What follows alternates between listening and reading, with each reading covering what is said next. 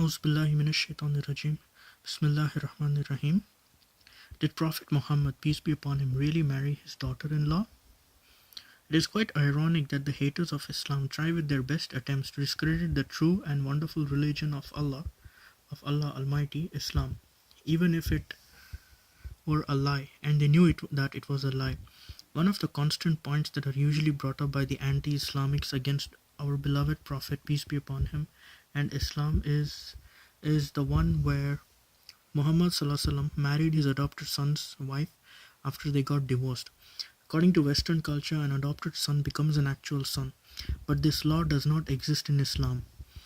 Let us look at the noble verses of the Quran. Chapter 33, verse 4 to 5.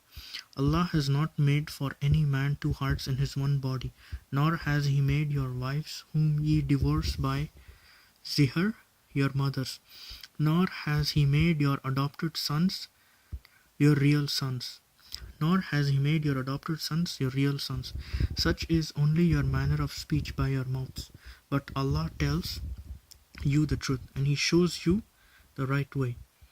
Zihar is the divorce done by pagan Arabs before Islam, where a man would say to his wife, "You are to me like my mother." The man could marry another woman, where the woman couldn't marry another man, which was very degrading to all women.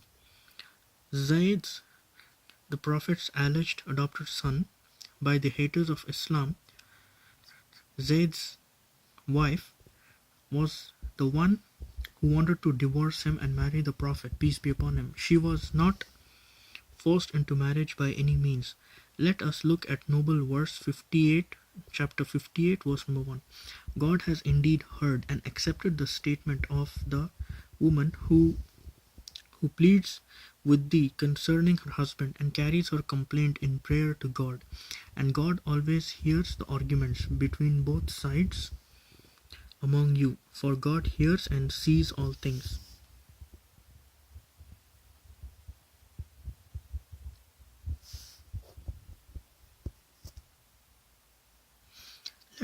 Let us look at the noble verse from chapter 33, verse number 37.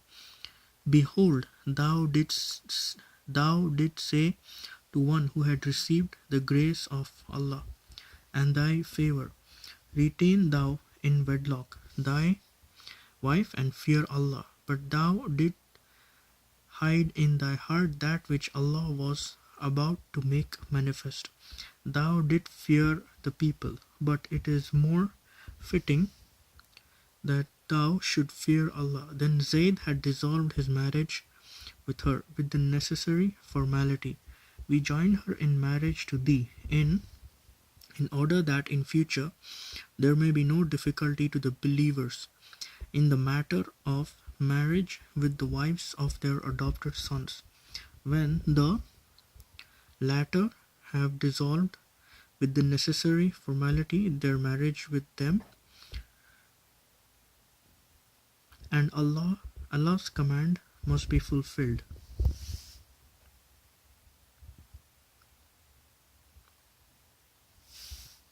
According to Islamic laws, where from the above noble verses do we see our beloved Prophet, Muhammad, peace be upon him, marrying his daughter-in-law?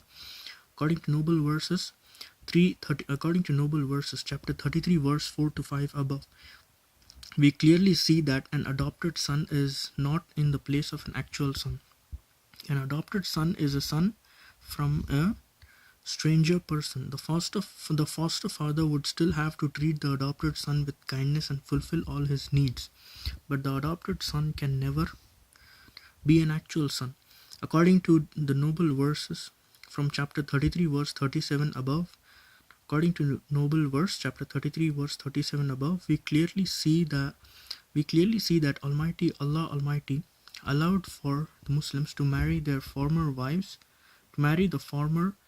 wives of their adopted sons.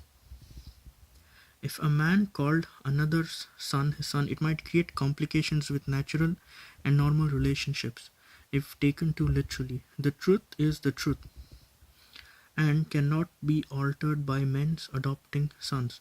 Adoption in the technical sense is not allowed in Muslim law.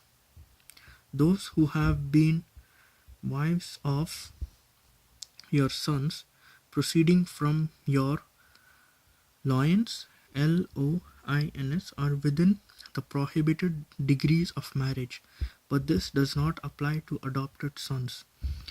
Prohibited to you for marriage are your mothers, daughters, sisters, fathers, sisters, mothers, sisters, brothers, daughters, sisters, daughters, foster mothers who gave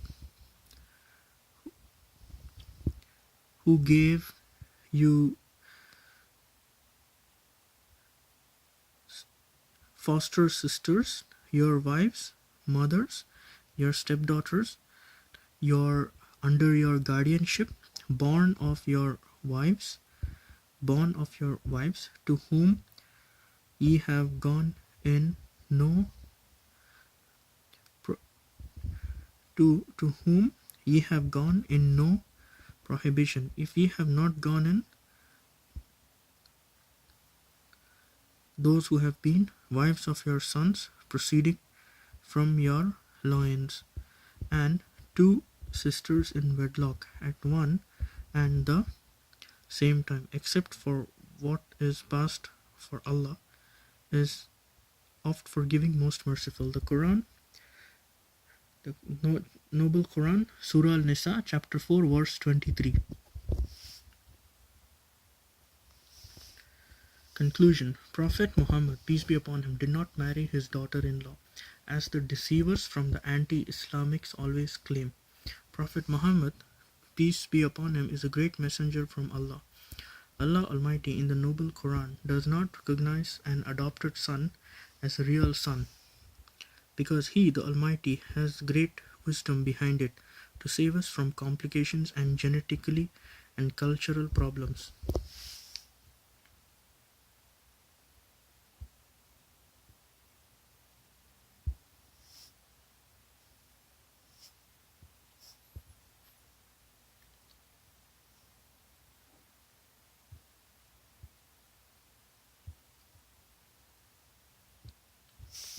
Allah also says in Surah Al-Nisa,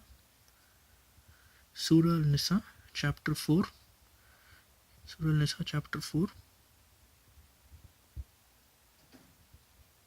O you who believe, you are forbidden to inherit women against their will, and you should not treat them with harshness, that you may take away part of the mahar you have given them, unless they commit open illegal sexual intercourse, and live with them honorably. If you dislike them, it may be that you dislike a thing, and Allah brings through it a great deal of good.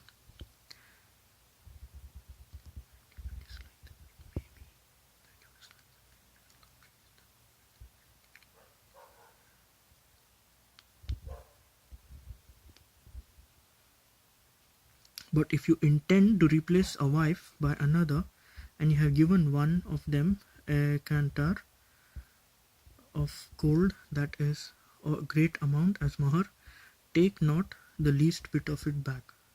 Would you take it wrongfully without a right, and would you take it wrongfully without a right and with a manifest sin?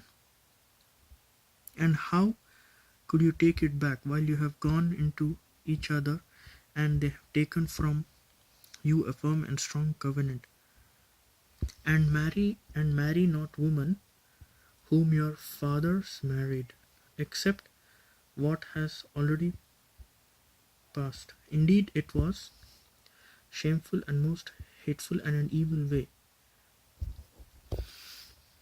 Forbidden to you for marriage are your mothers, your daughters, your sisters, your fathers' sisters, your mother's sisters, your brother's daughters, your sister's daughters, your foster mother,